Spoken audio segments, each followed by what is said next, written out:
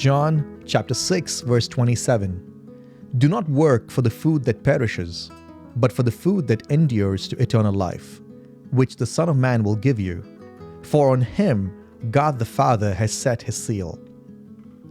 So, what is it that you're working on today?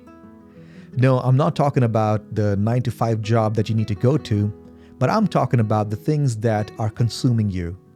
The real things that you're working on, the things that you're so distracted with. It's really easy to get distracted with the worries in this life and start working for what Jesus calls food that easily perishes. Let me put Jesus' statements in its context. You see, back in the day, laborers at times would be paid in food for that day.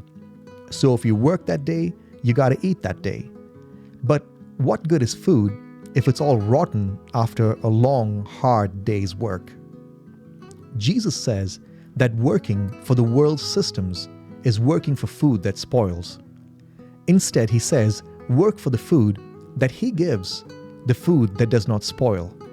And a few verses later, he tells us what working for this food is. In verse 29 in John chapter 6, Jesus answered them, "This is the work of God, that you believe in him who has sent me." Your eternal work and eternal reward always begins with believing.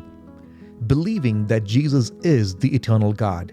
Believing that no matter what you go through in this life, that Jesus will take care of you.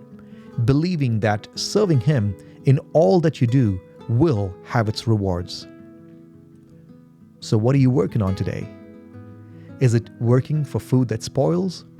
Or are you investing in eternal things that come from believing in Jesus? Let's work for food that endures to eternal life.